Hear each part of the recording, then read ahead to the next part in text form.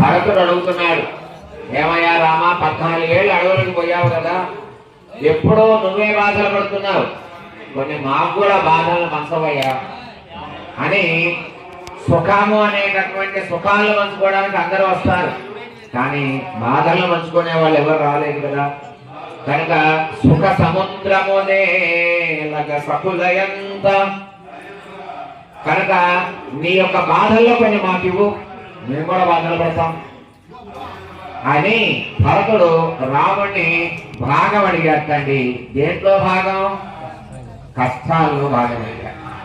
మరి కష్టాలు భరతుడు పడ్డాడా, సుఖాలు పడ్డాడా? బాధలే పడ్డాడండి. ఆయనే రాజ్యం సుఖంగా పొందలేదు. ఏం చేశాడు భరతుడు? రాముడు 14 సంవత్సరాలు అరణ్యవాసం చేస్తే ఈయన 14 సంవత్సరాలు అయోధ్య భాగం బయట భాగంలో నంది గ్రామంలో ఒక కుటీరం వేసుకొని రాముడు తొడిగి విడిచినటువంటి పాదాలు సింహాసనం పైన పెట్టి రాముడికి ప్రతిరోజు కూడా ఉదయం పూట అకౌంట్స్ అన్ని కూడా తెలియజేసేవాడు.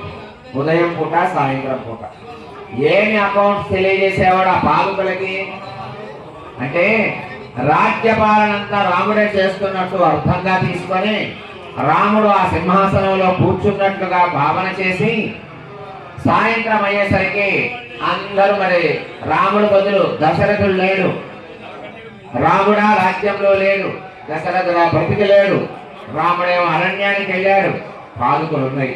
ఏ శత్రువు వచ్చి మీద పడతాడో తెలియదు అయోధ్య పైన. అయినా సరే భరతుడు ప్రతిక్షణం కాపలా కాస్తూ రాముడు పాదాలకి, రాముడు పాదం ఉన్నా సరే రాజ్యం ఏరినట్లే అని రోజు చాలా మంది భరతుడిని కలవడానికి వచ్చేవాళ్ళు, మంత్రులు వచ్చేవాళ్ళు, ఉప మంత్రులు వచ్చేవాళ్ళు, క్యాబినెట్ మీటింగ్ జరుగుతూ ఉండేది రోజు. ఈ రోజుల్లో మనకి జరిగే మీటింగ్స్ అన్ని ఆ రోజుల్లో కూడా ఉన్నాయి.